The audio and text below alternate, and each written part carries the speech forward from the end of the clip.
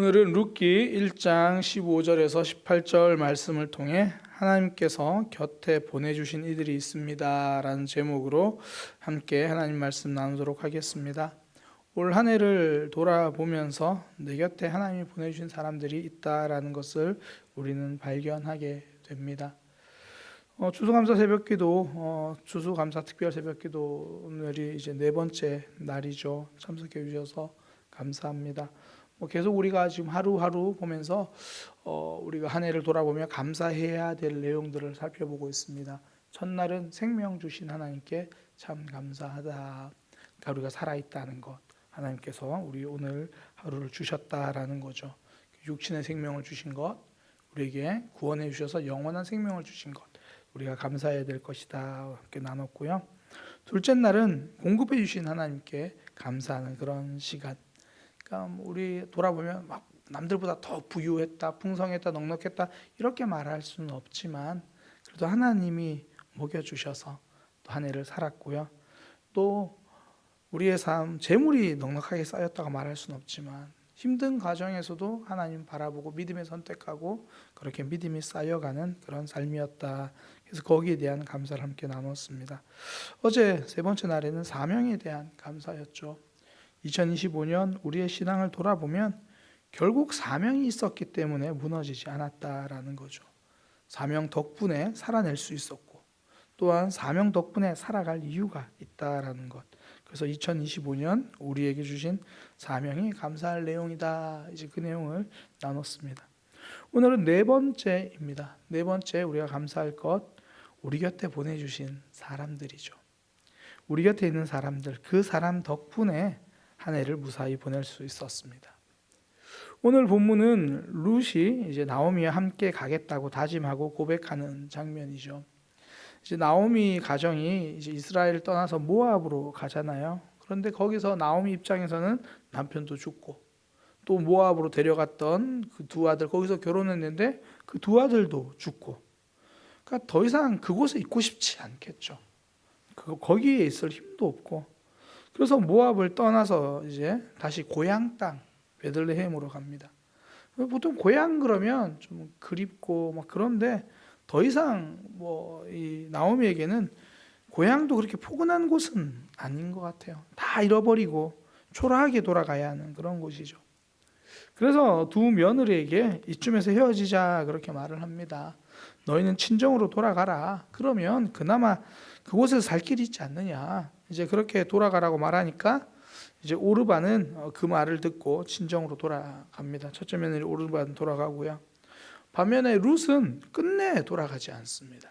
시어머니 나오미 옆에 있겠다고 선언을 하죠.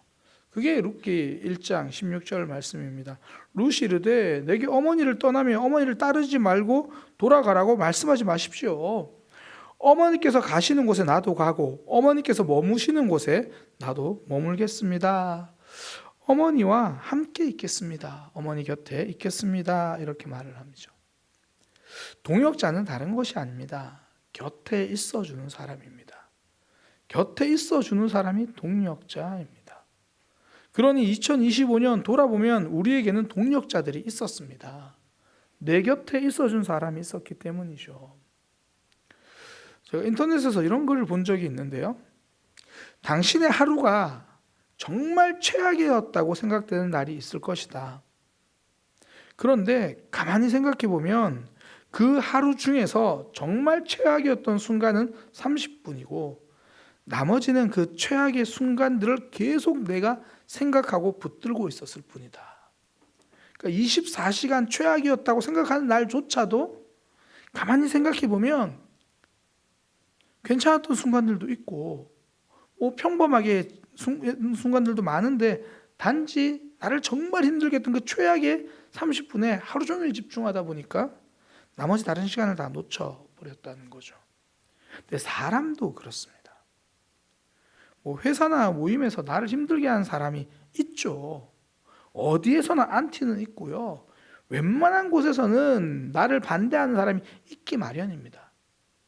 그런데 다시 돌아보면 그렇지 않은 사람들이 언제나 더 많습니다. 나에게 나쁜 말을 하고 있는 사람이 한 명이라면요, 여전히 내 곁에 있어주는 사람이 더 많고, 나쁜 말들은 내 모습을 보면서 아유 어떡하나 그러면서 안타까워하는 사람들이 더 많아요. 우리 곁에는 언제나 하나님이 보내주신 사람들이 있죠.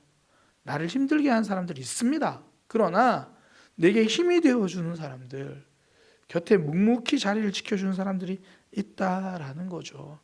우리가 2025년 하나님 앞에 감사해야 될 내용, 하나님께서 내 곁에 붙여주신 사람들, 묵묵히 지금도 내 곁에 있는 사람들, 특별 새벽 기도에도 지금 내 옆에 앉아 있어주는 그 사람들 덕분에 여기까지 오게 된 거죠.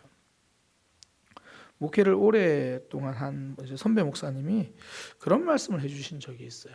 그러니까 젊었을 때 목회가 힘들어서 그만두고 싶었던 적이 있었대요. 근데 가만히 생각해 보니까 나를 힘들게 한 사람은 200명 성도 중에 2명이었다는 거예요. 목회자들이 목회를 그만둘 때는 대부분 그 2명 때문에 그만둔다는 거예요. 근데 가만히 생각해 보면 아직 198명이 있다는 거죠. 그러면서 하시는 말씀이 동력자를 봐라. 반역자를 보지 말고 동력자를 봐라. 끌어내리려는 사람을 보지 말고 곁에 있는 사람들을 보라. 예수님이 고른 제자도 그 중에 한 명은 예수님을 팔아넘기려고 했다. 결국 우리의 삶, 하나님이 보내주신 이 많은 사람들이 있는데 나를 끌어내리려고 한 한 사람 때문에 우리의 신앙, 우리의 삶이 무너진다면 얼마나 억울합니까? 나오미는 딱 한 사람 룻이 그의 곁에 있어 주었는데도 그의 삶이 변했잖아요. 나오미 입장에서는 남편도 세상을 떠났죠. 2 아들도 세상을 떠났죠. 2 며느리 중에 한 명은 이제 돌아가라고 하니까 친정으로 결국은 돌아갔죠. 그의 곁에는 지금 룻 한 사람밖에 없었습니다. 그런데 그 한 사람 룻 덕분에 나오미의 삶이 회복됩니다. 처음에 나오미가요, 고향 땅 베들레헴에 갔을 때 자신의 이름은 이제 더 이상 나오미가 아니라 마라라고 불러달라 그렇게 이야기를 합니다. 룻기 1장 20절. 나오미가 그들에게 이르되 나를 나오미라 부르지 말고 나를 마라라 부르라. 이는 전능자가 나를 심히 괴롭게 하셨음이라. 나오미란 이름의 뜻은 기쁨이거든요. 기쁨. 기쁨아 기쁨아 나를 더 이상 기쁨이라고 부르지 마라. 마라. 괴롭다. 쓰다. 그러니까 내 인생은 이제 나오미가 아니다. 기쁨이 아니다. 마라일 뿐이다. 괴로움밖에 없다. 그런 나오미가요, 결국 룻 때문에 다시 기쁨이 회복됩니다. 룻이 보아스와 결혼을 하고 나서 그 사이에서 아들이 태어나자 동네 모든 이들이 나오미와 함께 기뻐하잖아요. 그녀의 삶에 새로운 소망이 생겼음을 노래합니다. 곁에 있어준 룻 덕분에 마라 인생이, 그러니까 괴로운 인생이 나오미 인생, 다시 기쁨의 인생이 되죠. 돌아보면 하나님은 우리를 혼자 있게 하신 적이 없습니다. 정말 마라 인생 같은데 돌아보면 그런 나 혼자 아파하고 쓸쓸해하고 힘들어하는 나를 묵묵히 지켜보면서 기도해 주는 사람이 있고 손잡아 주는 사람이 있고 곁에 있어 주는 사람이 있죠. 하나님은 항상 사람들에게 룻을 붙여주십니다. 아담에겐 하와를, 하와에겐 아담을, 모세에겐 아론을, 요수아에게는 갈렙을 항상 그 곁에 옆에 서 있는 동력자를 주셨죠.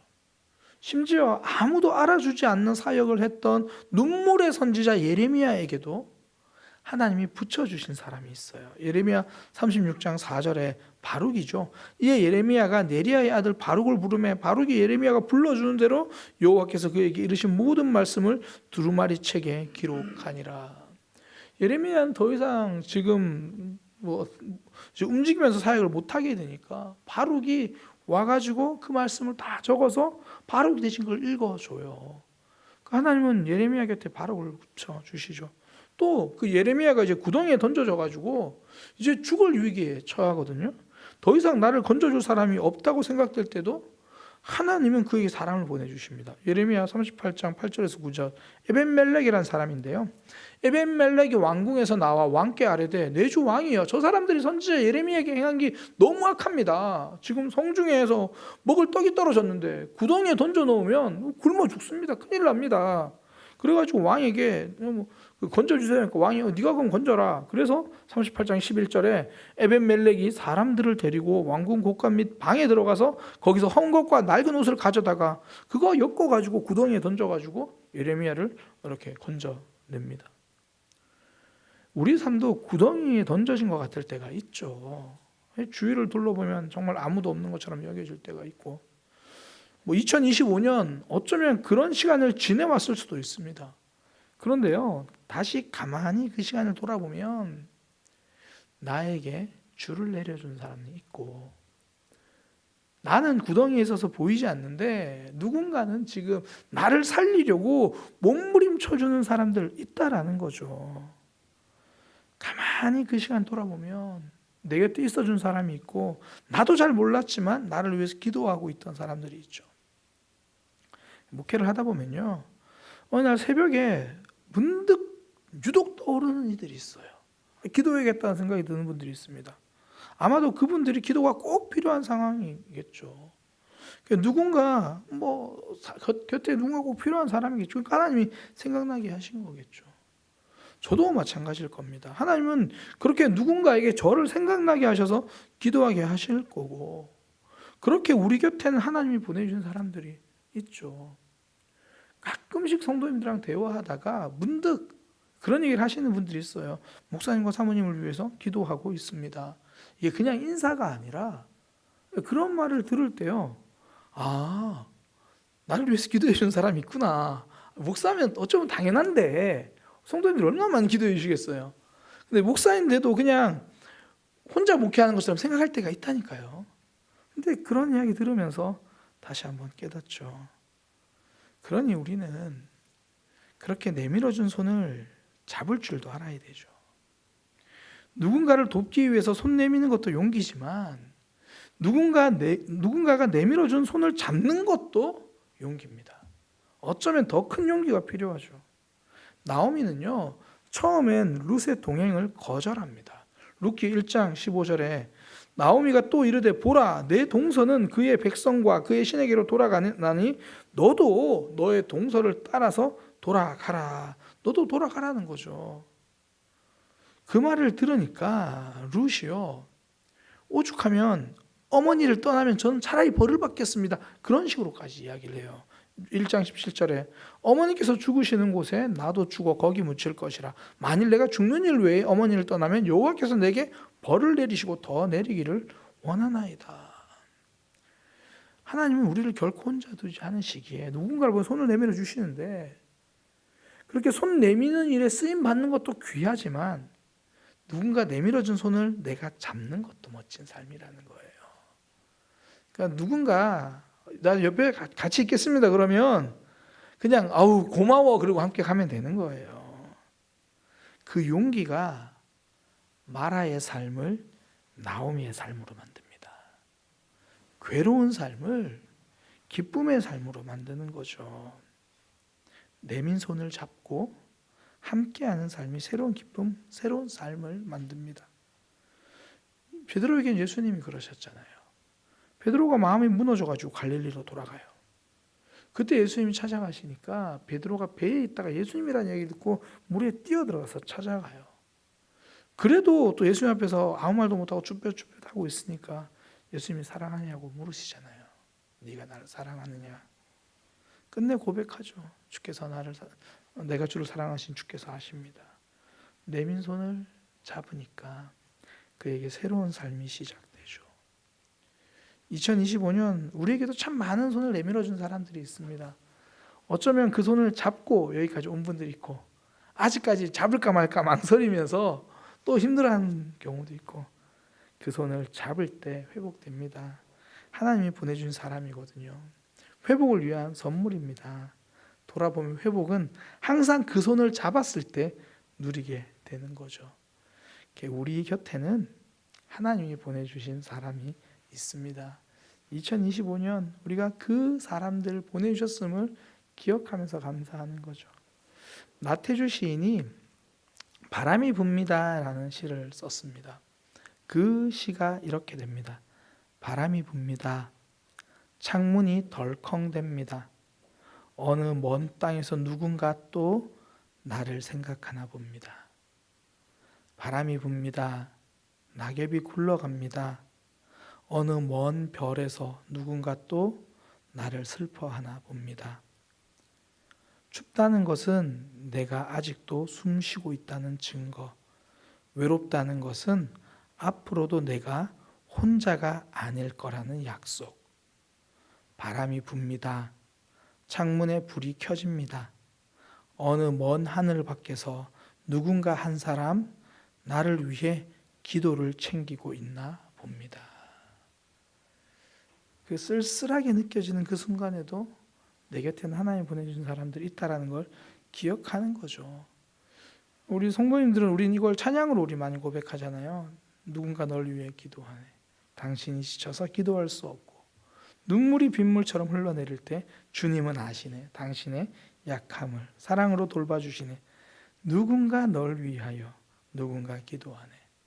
내가 홀로 외로워서 마음이 무너질 때 누군가 널 위해 기도하네.